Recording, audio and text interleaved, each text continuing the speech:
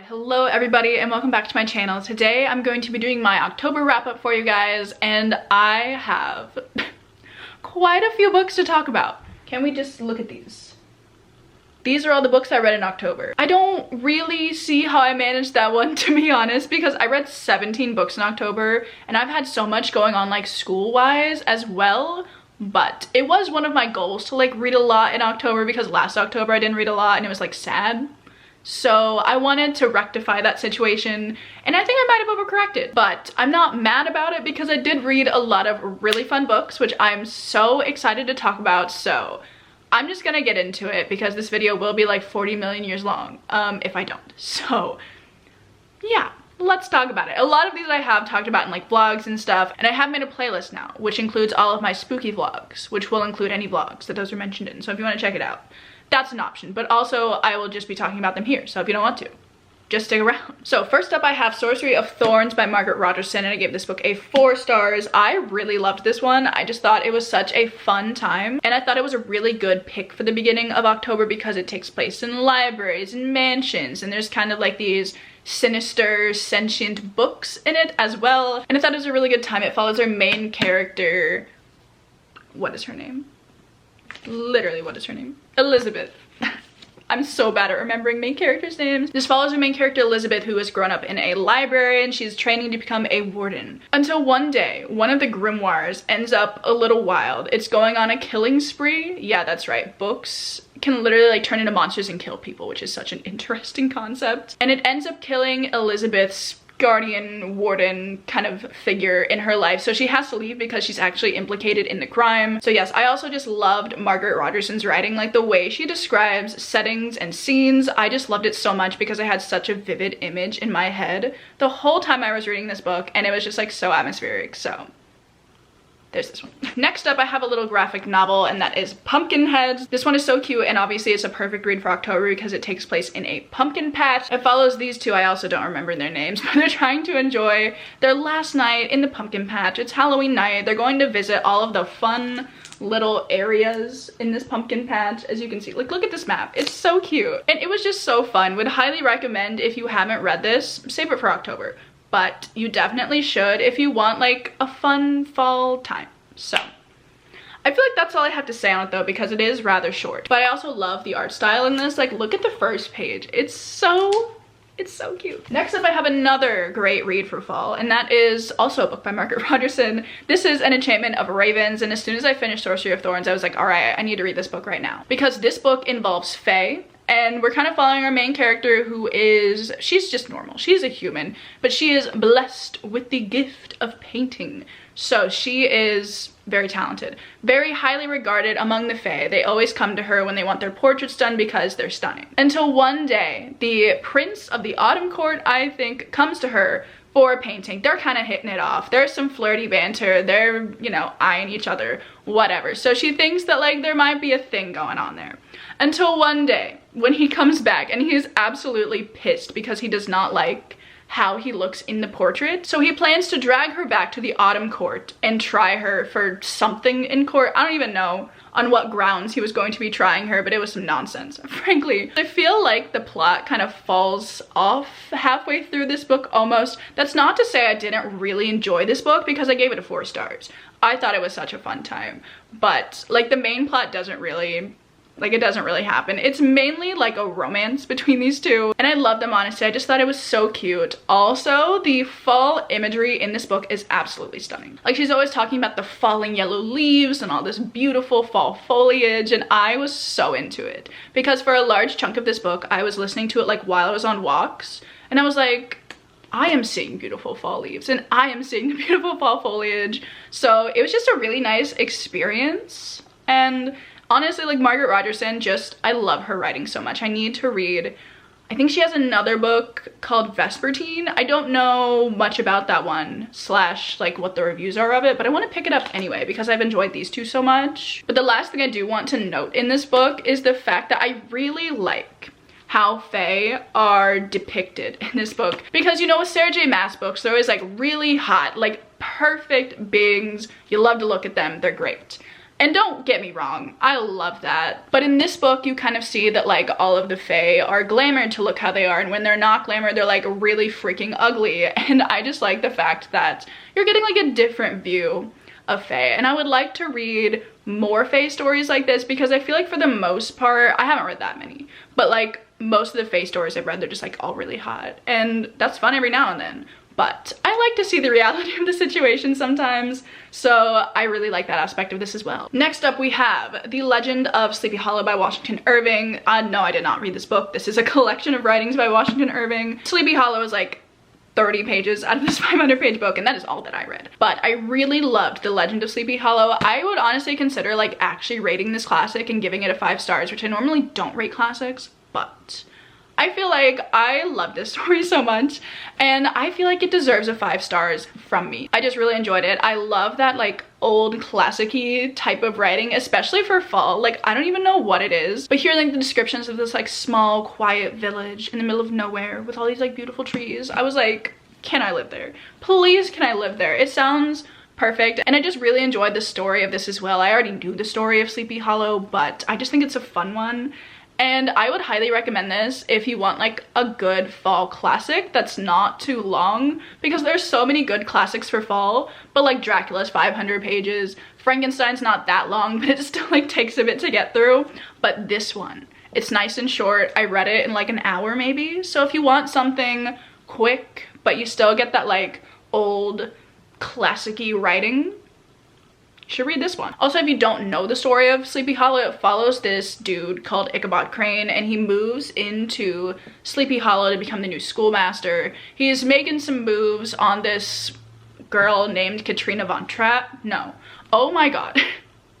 Every time I go to say her name, I think of the Von Trapps from Sound of Music, but her name is Katrina Von Tassel. He's putting the moves on her, let me tell you, but there's this other dude named like Brom Bones, I think, and he's not having it because he's had his sights set on Katrina. So one night he tells the story of the Headless Horseman when Ichabod is near to scare him, and we kind of just see how the Headless Horseman makes a visit to Ichabod Crane here. So it's a fun time. Next up, I have The Nature of Witches by Rachel Griffin, and I gave this book a 4 stars as well. I really enjoyed this book so much. I had such a good time reading it. I thought the magic system in this was just like really cool, and I love that all of their powers are tied to the seasons, so like that's really cool. And I think it has to do with when you were born. So like if I was in this book, I would have autumn magic.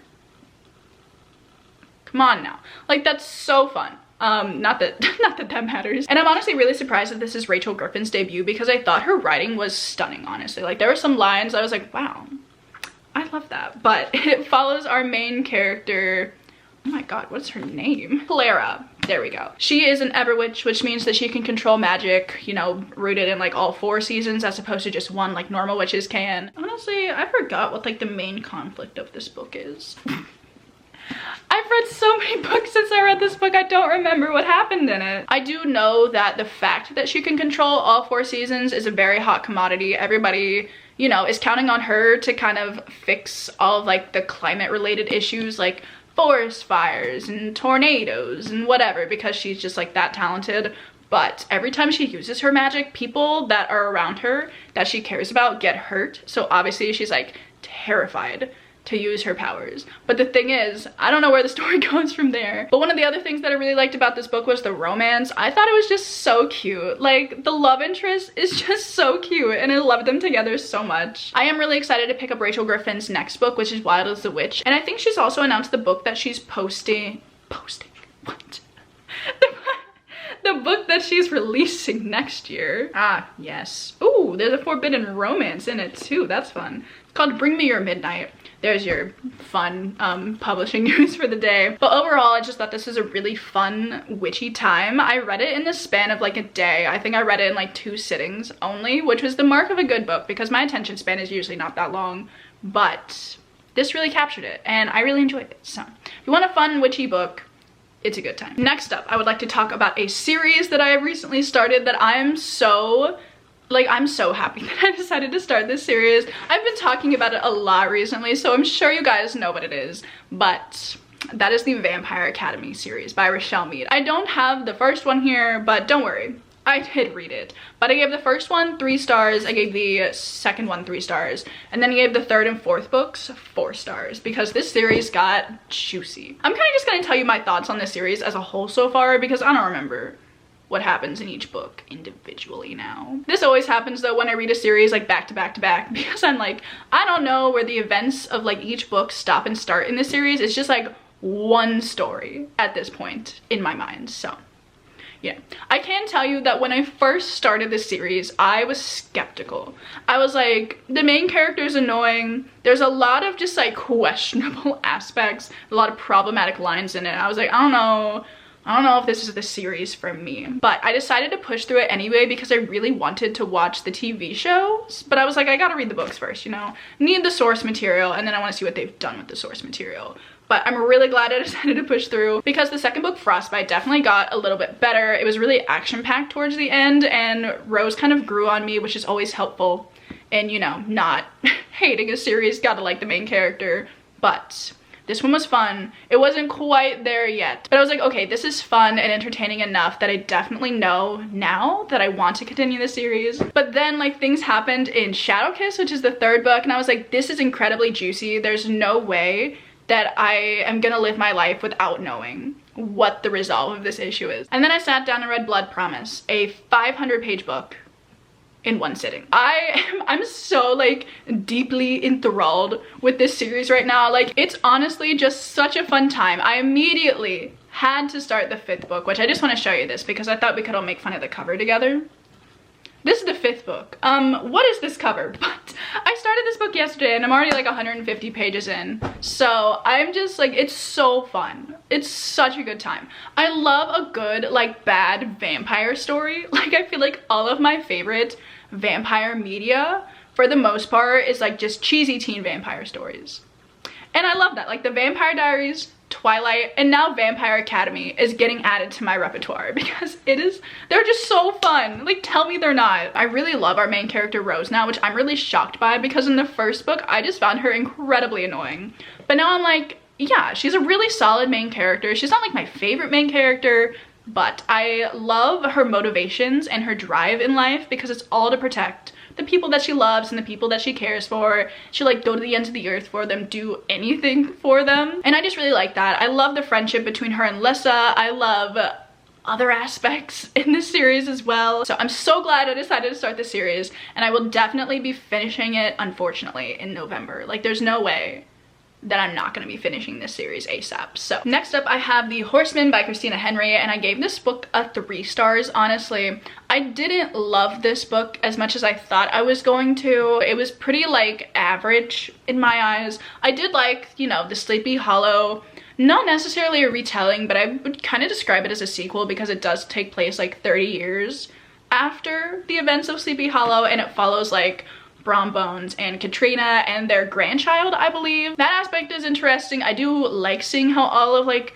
the main characters from the actual Legend of Sleepy Hollow, I like seeing how they're worked into this book. But aside from that, I just feel very neutral about it now, especially since it's been a few weeks since I read this book. I'm like, meh.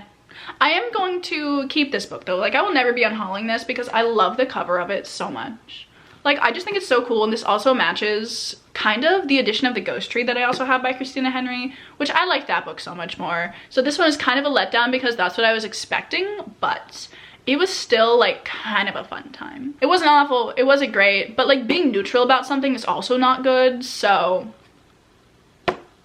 yeah, it's a good pick for October, I guess. Next up I have Long Live the Pumpkin Queen by Shay Earnshaw, and I gave this one 3 stars, and honestly I might bump it up to 4 stars because I just feel like it was such a fun time. Like, I really enjoyed my time reading this book. It wasn't like amazing, but for what it is, like, it's just really fun. It's kind of a sequel of sorts to The Nightmare Before Christmas in book form that follows Sally and kind of her struggle with, you know, now becoming the Pumpkin Queen. And there were just so many aspects of this book that I really liked. The overall story was kind of like meh. It's got the plot of a Disney movie. You know, like it's nothing too complex. But there were definitely aspects that I enjoyed. My favorite part was the fact that we got to see into the other holiday towns, and I love some holidays. You know, I love a themed day. So seeing these towns was so fun. They went to Valentine's Town in the very beginning of this book, and it sounded so cute, and I wish I could visit myself. But that was my favorite aspect of the book. I also really like Shea Earnshaw's writing in this, and I'm really excited to read like another book by Shea Earnshaw. I really want to read The Wicked Deep and Winterwood soon, and I think she has another book coming out called like Wilderness of Stars, which I guess like I need to read them all basically because they seem like they're gonna be my vibe. And based on this one, like just the writing alone, I'm really excited about that. If you like Nightmare Before Christmas and you're down for a sequel, definitely, yeah.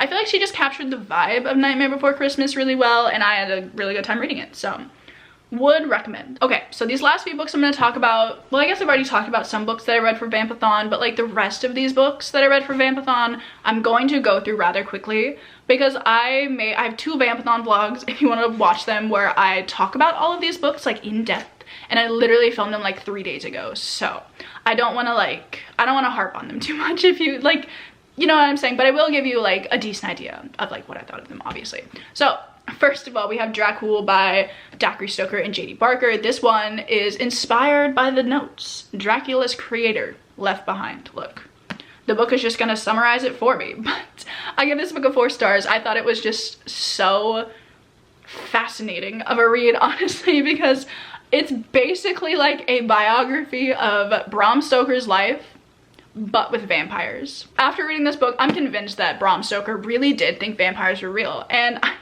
like if you're gonna write a book like Dracula, I expect nothing less. So I just thought this was such an interesting read. Obviously, I would recommend you read this after you read Dracula. I feel like it's more impactful that way. You can pick things up a little bit better.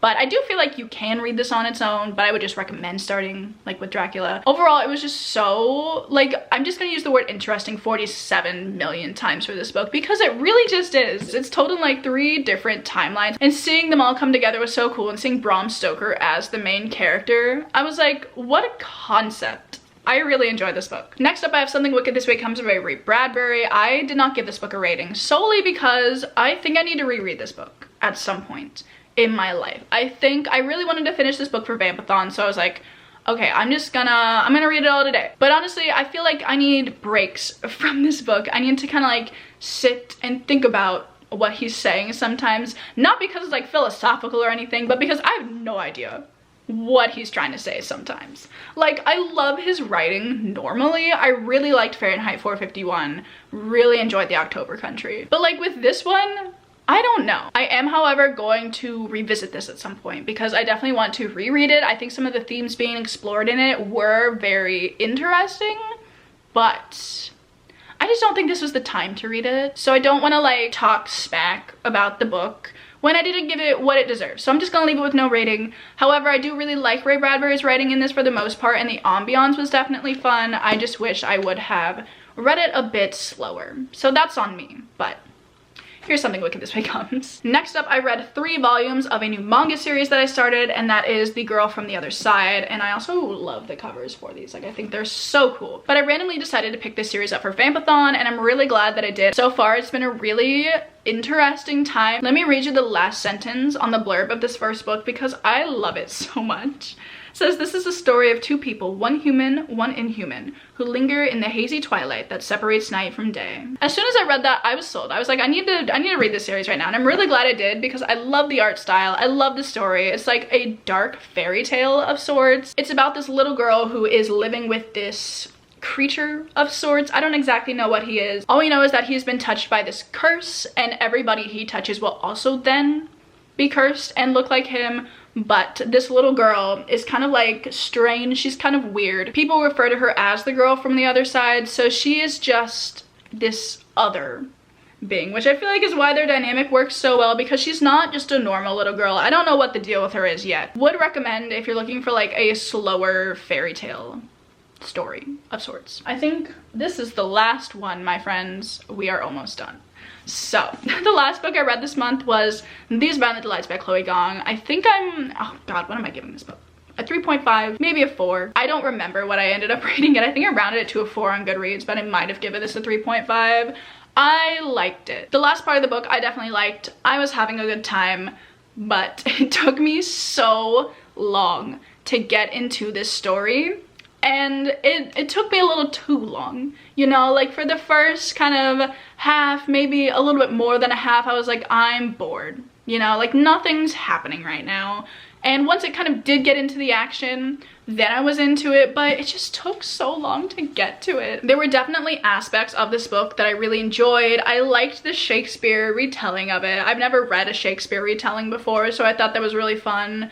The romance was okay. I don't love them, which is usually like what bumps up a star rating for me, is like if the romance is really good, then I'm like, yeah, this book was great. But like they were okay. I need to see more development in their relationship. I feel like there wasn't enough in this book. There were a few scenes, but not enough for me, you know. It was definitely good, and I liked all of the conversations about what, you know, life in Shanghai was actually like in the 1920s. So I liked the conversations surrounding that and about the people coming into Shanghai to like take over. But aside from that, I don't know, I feel very neutral about this book. I don't hate it, but it's not like a new favorite. I think I will definitely be continuing the series though, but that's mainly because I want to read Foul Lady Fortune, also by Chloe Gong, which I think you have to read this duology to read that one, potentially, like maybe. I think it's recommended that you do, so I'd like to do that, but I'm definitely just gonna like pick it up on audio and listen to it that way, so then I can read Foul Lady Fortune, which I'm so excited about. So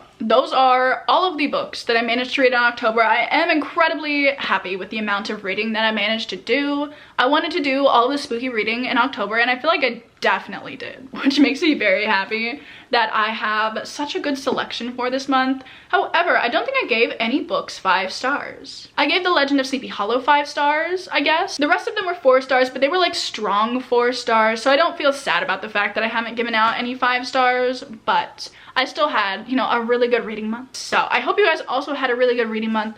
I would love to hear what you guys have been reading. As always, let me know down below your favorite book you read this month, and if you're feeling shady, your least favorite book that you read this month. I love reading those comments so much. I think they're so entertaining, so do let me know.